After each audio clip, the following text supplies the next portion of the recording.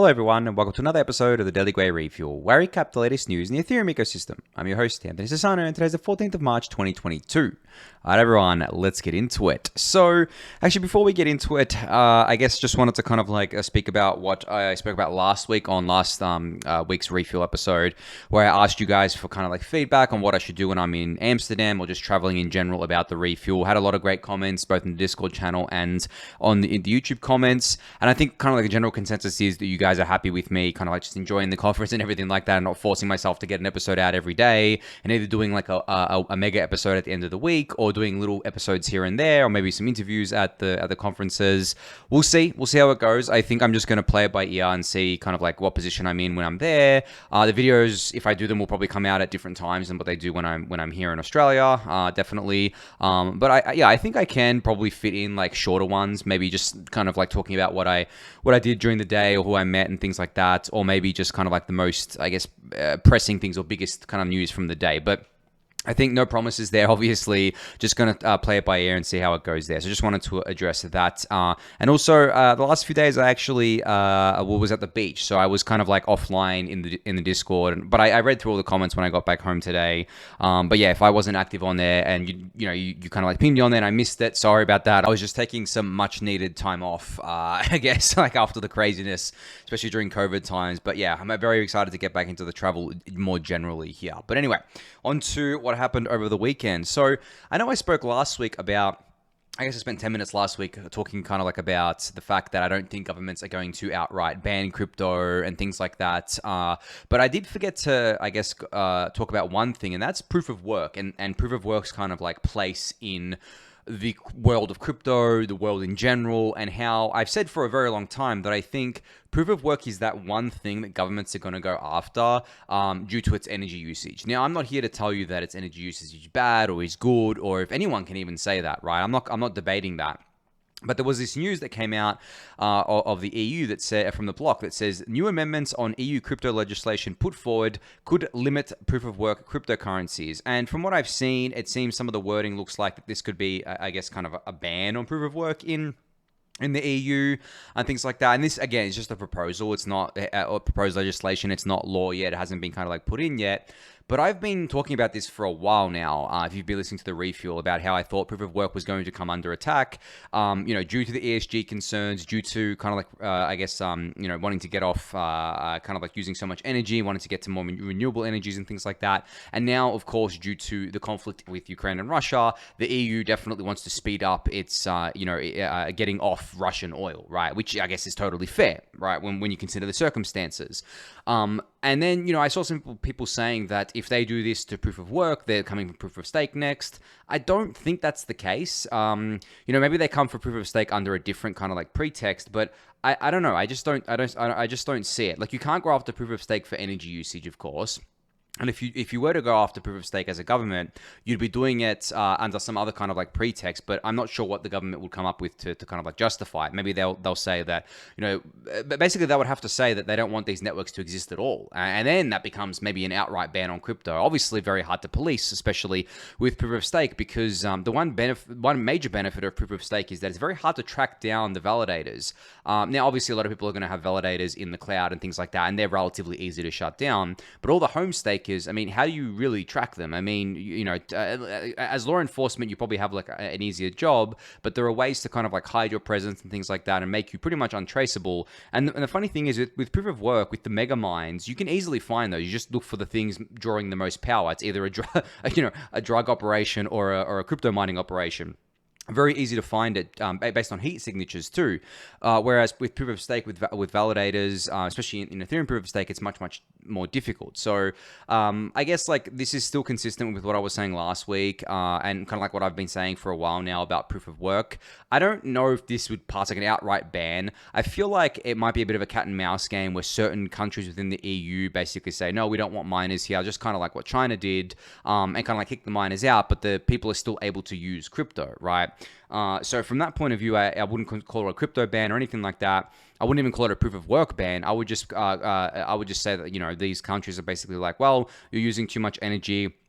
we're going to basically tell you to, to leave the country, right? I don't even know if ban would be the right word there. And maybe, it's kind of like funny when you think about this sort of stuff, because it's like, okay, well, I'm not trying to defend proof of work here. I've actually been a pretty big critic of proof of work in the past, but if you start regulating things based on how much energy they use, it gets murky, because then you kind of look at all the other things that are using energy, and a lot of them use more than Bitcoin, and then you kind of like weigh up, okay, well, what's that value to society there? And then you kind of get into the subjective view of things, and you start policing who gets access to energy and who doesn't, and then you kind of start interfering in the free market of energy, which is obviously one of the biggest markets in the world, and everyone needs electricity, needs energy, so it becomes very, very murky there. So I'm going to keep an eye on this, see what happens here. A few of the lawyers out there on crypto are definitely concerned about this, but the funny thing about the lawyers is that some of them, like, they're really smart and really like them, really good guys, but they tend to take the most extreme position on any issue. I think that might just be the nature of kind of like the way they look at things, whereas I like to take the more maybe pragmatic approach to things and maybe more optimistic view, where I don't believe that they think these things are going to play out. And if they do play out in kind of like a similar way to what's proposed, it's never as bad as people make it out to be. Like the Bitcoin mining ban, I mean, that resulted in a pretty big dump and all that sort of stuff, but it hasn't killed Bitcoin. I'm pretty sure Bitcoin's hash rate is still at all-time highs. The miners just moved out and kind of like continued on from there. I don't think these things are ever as, I guess, like bad as people make them out to be. And that's kind of like a universal rule that I go by. Whether it's stuff like, governments cracking down on crypto, or anything got to do with crypto, or just things happening within the industry itself, whenever you kind of like see people kind of like, I guess, try to sell you a narrative that something's going to be way worse than what it ends up being, I kind of think that it's kind of like our Y2K moments that always happened. And I think if you kind of like view it like that, you can stay grounded and you won't kind of like get scared. I mean, at the end of the day, everyone's trying to sell you a narrative, especially because there's markets that revolve around these things. Bears are trying to sell you a narrative saying, oh, look, this is going to crash the price. Bulls are trying to sell you a narrative that says this is going to pump the price. And then we obviously reach the fair market price at any given time through an equilibrium of all that information being kind of inputted into the markets. And then when there's an information imbalance, you see kind of like the volatility kind of spread out. You see kind of like opportunities, and you see what we call alpha, right? But that's, I guess, going off a little bit off topic here. But I did want to just mention this because it was relevant to what I was talking about last week. All right, so speaking of, I guess, proof of work and proof of stake, some updates on the merge. So Marius from the Geth team has kept us updated on what's happening with the Kiln testnet, I guess, merge testnet here. So this was on March 12th, I guess, like on Saturday or Friday or whatever that was. And he said, we need to push the TTD back. And now I explained last week what the TTD is. It's basically the terminal difficulty when the merge happens. It's not based on a block number. It's based on the difficulty getting to a certain point, and then the merge happening from there. So, due to some miners on the testnet mining with GPUs, it's kind of like, I guess, sped up the merge too quickly. And essentially, from what I understand, the merge, or at least the TTD on the proof of work chain, would hit before the beacon chain went live, before that, the Kiln testnet beacon chain went live. And as Mario says here, this is a good drill for the core developers and researchers, as it tests how an issue on mainnet in the last second can be mitigated. And there's a bunch of kind of like updates in this thread, or I guess like information in this thread from Mario, so you can read through. But this is really cool. I actually like that we've been able to test this. And this is not something that I think can happen on mainnet, given the fact that we already have a live beacon chain, right?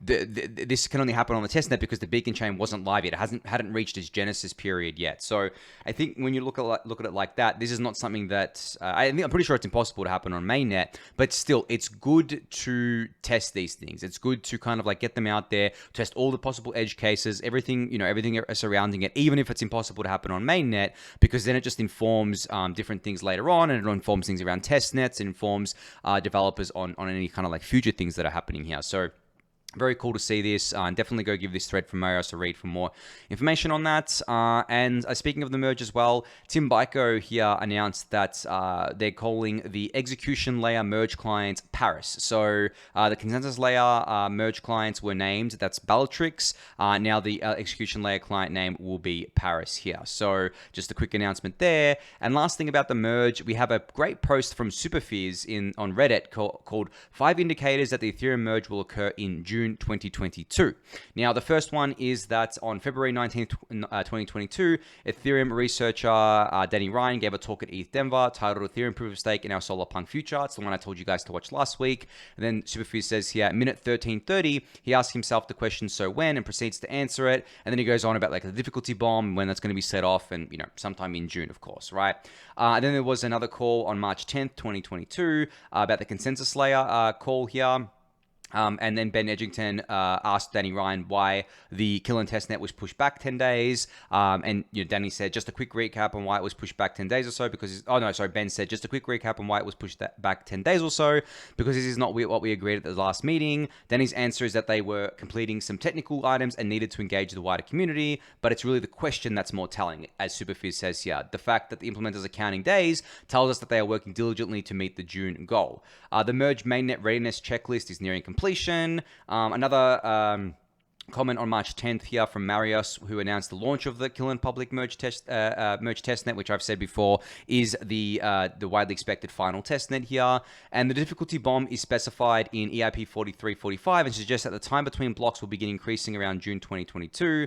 Because the bomb goes off slowly and is based on block numbers, it's difficult to predict what the slow motion explosion will look like in real time, and blah, blah, blah. More information about the difficulty bomb here. So these are really good indicators. All things obviously I've mentioned on the kind of like refuel before. Actually, not all of them. I don't think I mentioned the first one here about Danny Ryan making that comment, and then the question being answered on the second point here.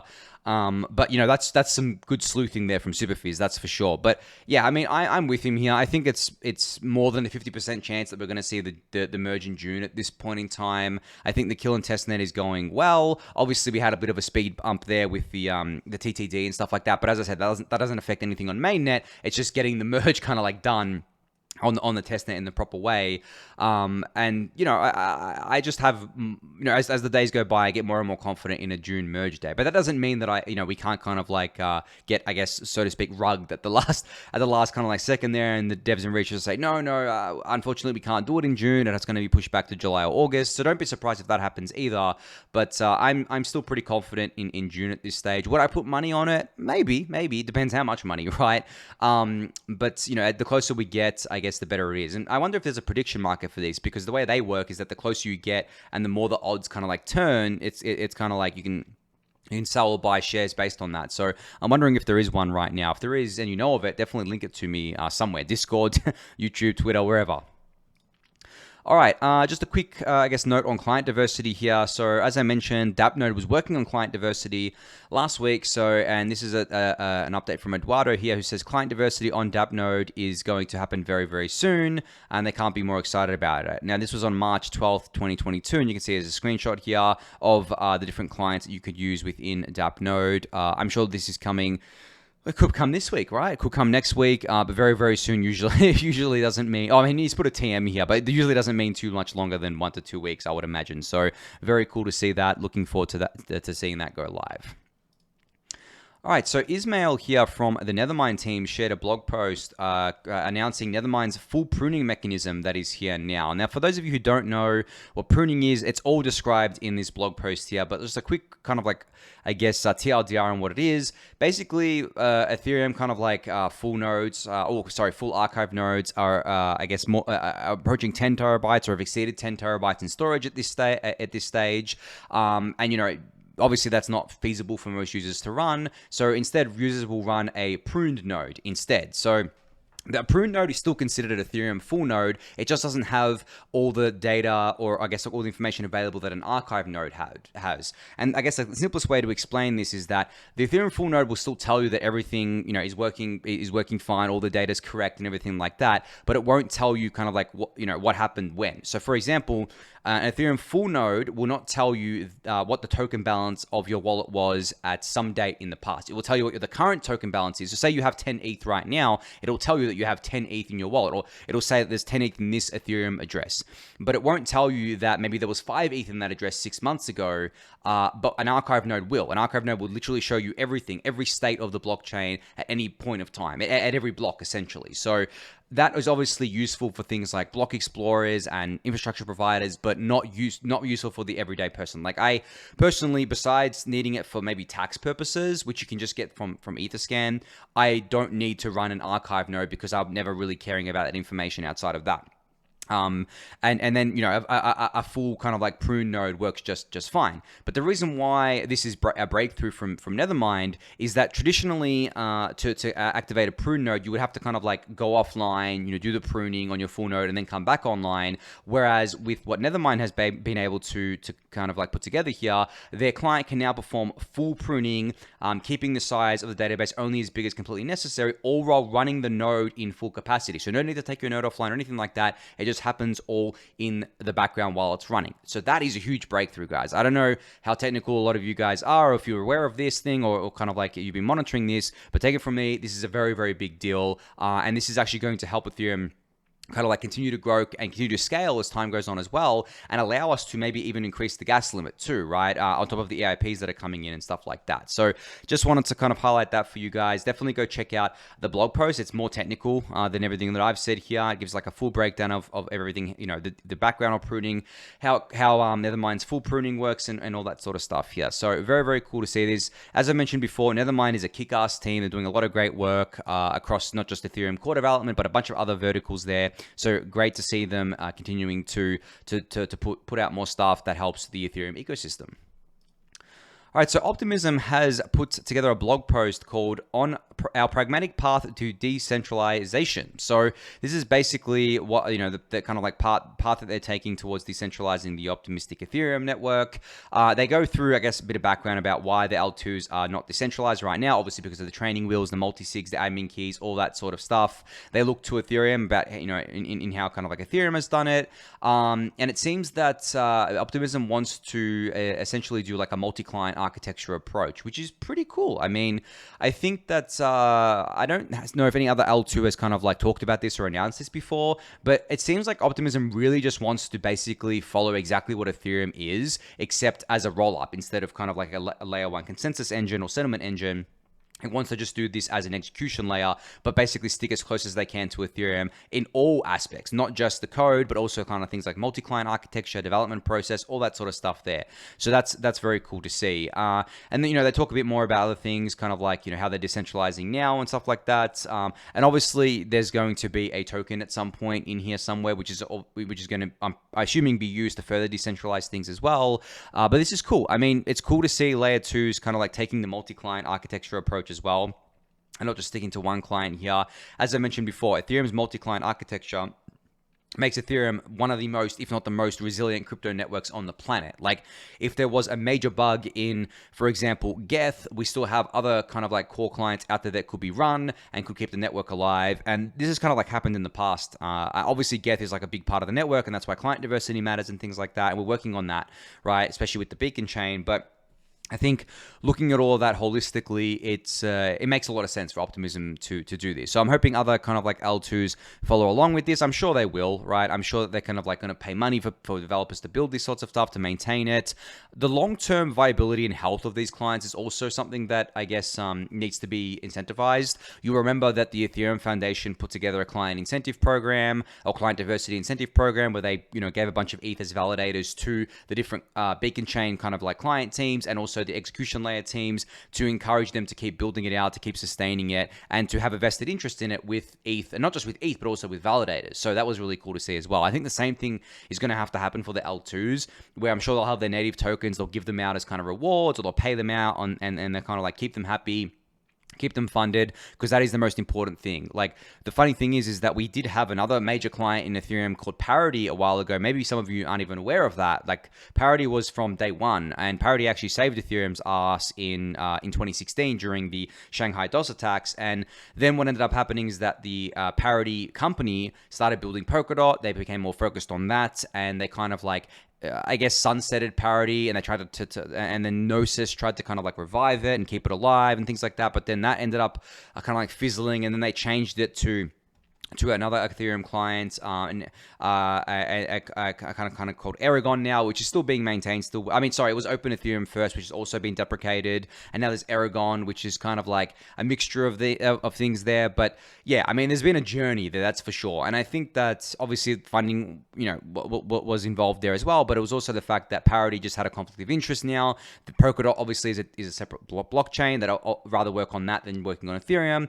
That's just the way it is. But we had others step up to the plate, such as Nethermind, Besu, and Aragon, which was cool to see. And obviously, on the execution and consensus layer side as a whole, we're going to have to keep incentivizing that to happen. But cool to see this from Optimism. Definitely go check out the blog post. I'll link it in the YouTube description below. All right, so Superphiz has announced that he will be putting together a newsletter called reSync, which is going to be a bi-weekly update zkySync newsletter out bi-weekly, right? This is cool. I mean, I mentioned Swagdemus's newsletter about Starkware recently, and now Superphiz has one about zkySync. I think there's a few out there for Arbitrum and Optimism at this point. But yeah, I mean, it's just crazy. I'm subscribed to all of these things. I get them in my inbox, and I go through them. I'm like, holy shit! Like, I don't even have time to keep up with everything happening. And I mean, I know I've talked about this to death, but really, guys, like, it's just crazy. The L2 space, I mean, keeping up with each of these L2 ecosystems at this point is like keeping up with an entire ecosystem in and of itself. And all of this stuff is built on Ethereum. So, like, I'm trying to keep up with Ethereum. I'm trying to keep up with Optimism, Arbitrum, zkySync, Polygon, Starkware, every other bloody L2 out there. It's impossible. I know I do a daily show, but I mean, I could literally extend this out to at least an hour these days on the show if I individually covered everything, and it's just obviously not feasible there, but crazy. So highly recommend subscribing to this new reSync newsletter from Superphiz. I've talked about Superphiz before. Highly recommended follow as well. Let's get them to 10,000 followers, guys. They're at 6,752 right now. They do a lot of great work, not just with kind of like this reSync newsletter, but also with a bunch of educational threads about sharding, layer 2 stuff, kind of like I guess statelessness and things like that as well. So definitely go give them a follow. Let's get them to 10K. I would really love to see that, because anyone who spreads knowledge like that deserves more followers in my mind. So yeah, go ahead and do that. It'll be linked in the YouTube description below. All right, so this was, I think, the biggest news of the last few days from YugaLabs. I think that's how you say it. The creators of Bored Ape Yacht Club. They have purchased or acquired the CryptoPunks and Meebits collections from Lava Labs. Now, the first thing they did is that they gave full commercial rights to the NFT holders, just like they did for Bored Ape Yacht Club and Mutant Ape Yacht Club, which I think is a cool thing to do. But this caused a lot of division in the, I guess, NFT community. Some really liked this. Some thought it was really bad because it just means things are consolidating. I don't have a strong opinion on this at all, because I don't have a strong opinion on NFTs in general. I think that I think that the Bored Ape stuff was like absolutely crazy. I saw it kind of like grow from basically nothing to where it is today. It kind of became like a bit of a cultural phenomenon, for better or worse. But I think I just wanted to focus on how funny it is that Lava Labs have made so much money off of all this sort of stuff over the years, and now they're just noping out, right? They did nothing with Meebits. I think they made like $80 million from Meebits, from selling them. They also owned a lot of CryptoPunks, which they have sold now to YugaLabs. They sold, I guess, like their Meebits and CryptoPunks collections, and not the autoglyphs, but like those sorts of things there. So they've made so much money from this. And like, I don't know, I've seen some reports that they basically made billions from all of this, which is just crazy. And now they're kind of like noping out. They're like, well, okay, let's just sell to YugaLabs, and then we don't have to do anything anymore. And let's go off into the sunset. I mean, cool. Like, I don't, necessarily think there's anything wrong with that. But I think this speaks to a broader kind of like thing within crypto, where there are some teams that make too much money or raise too much money, and then they lose all motivation to actually build the product that they set out to build. This has happened time and time again within crypto. Obviously, it hasn't happened recently. It hasn't just happened recently. It's been going on for quite a while, especially during the ICO mania. But put it this way: if you raise $100 million in your first raise, and this happened quite frequently during the ICO mania, what incentive do you have to build the product? Like, unless you're some kind of like founder who really has something to prove and they really want to build an amazing product, and you don't care about money at all, you just raise the money to kind of like build your product, then fine. But those people are few and far between. You raise $100 million, you put a skeleton crew on it to make it look like you're actually working on it, and then you go and sip kind of like martinis in the Bahamas, right? like that happens so often, and just it doesn't happen loudly. It happens quietly, and you probably don't hear about it too much, but it definitely happens, guys. And I think that this is the number one mistake a lot of teams make. And I actually like it when I see teams, especially during their early raises. Like, obviously, there are mega raises in the kind of like later stages, like some Series A, but Series B and Series C.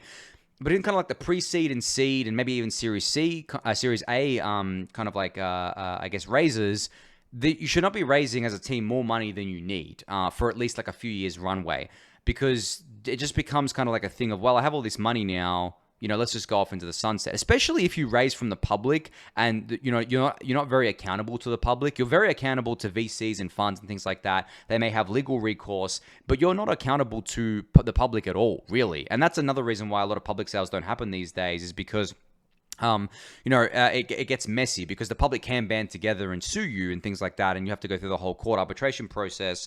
But generally, YugaLabs is not like, they sold the Meebits, and that's it. Like, they sold $80 million worth of Meebits. They have no obligation to do anything for the community. The community can't sue them for it, can't say, oh, you promised this, you promised that, because they didn't really promise anything. People assume that they did. So even if they promised to do something as part of a roadmap, it's not legally binding or anything like that. So there's nothing really people can do at the end of the day. So yeah, I guess like just a bit of general, I guess, observations, maybe advice to first-time founders out there.